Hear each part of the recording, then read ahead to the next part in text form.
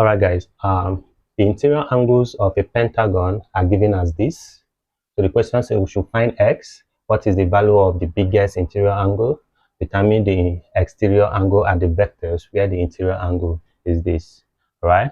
Now, if this is your first time of coming through my channel, please kindly like, share, subscribe, and follow me. If you're on YouTube, please press the subscribe button. If you're on Facebook, TikTok, kindly follow me for more of questions like this. Now, these questions are basically for those going for external exams or those in high grade, maybe grade 11, grade 12, or thereabouts. Is that okay? Now, the first thing you need to look out for is that this is an interior angle of a pentagon, and a pentagon has 5 sides. And to get the sum of interior angle of a pentagon is given as n minus 2 times 180. Okay, that is the formula to get the total sum of sum of interior angle of a pentagon. Okay, so what we have to do, we have to sum up all this and then we equate it to this. Okay, so we have x plus, and just go ahead, x plus 10 plus 2x minus 25 plus 3x plus 5 plus x minus 10 equals to n minus 2 times 180. All right. So what we have to do, we open this bracket. Remember that n here stands for the total sum of interior angle, which is 5 for a pentagon. Okay. So we can now open this bracket as x plus 10 plus 2x minus 25 plus 3x plus 5 plus x minus 10 equals to 5 minus 2 times 180. Okay, so let's add the variables together. X plus x, 2x, 4x, 7x, 8x. So we have it as 8x plus 10 minus 10 will cancel out. Minus 25 plus 5, that gives us minus 20. Okay, so here we have equals to 5 minus 2, that is 3. 3 times 180, you have 540. So 540 is the total interior angle of a pentagon. Please take note. So at this point, we can now collect like terms, right? So we have it as 8x equals to 540. If this goes plus 20, then 8x equals to 540.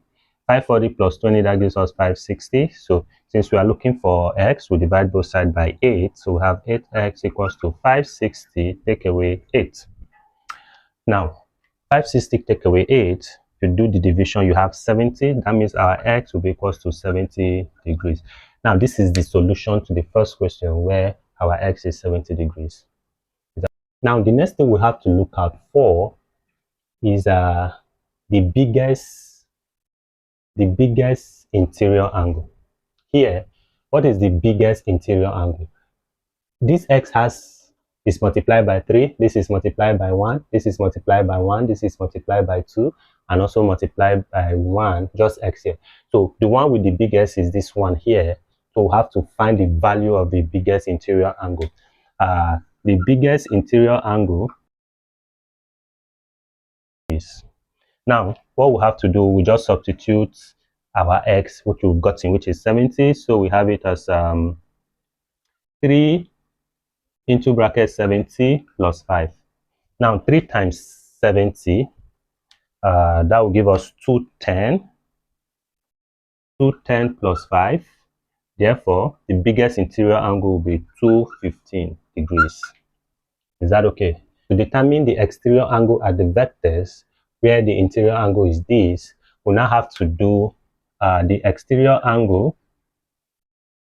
Okay, the exterior angle plus the interior angle equals to 180.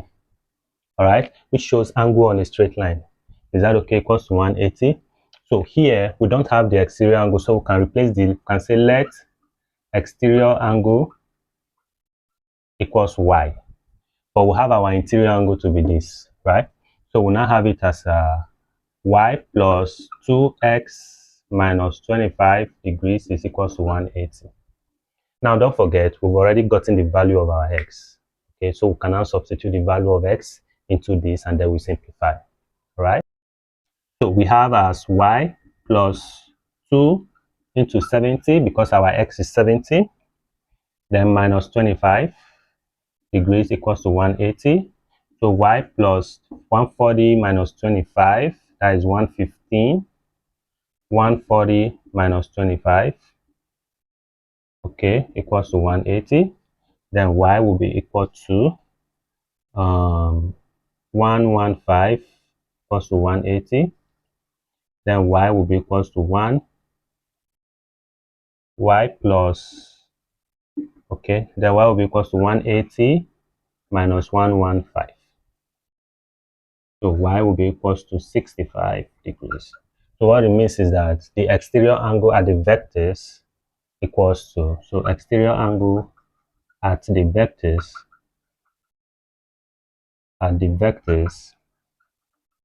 equals to 65 degrees. Is that okay? Please kindly take note of whatever we've done and ask questions where necessary. Bye.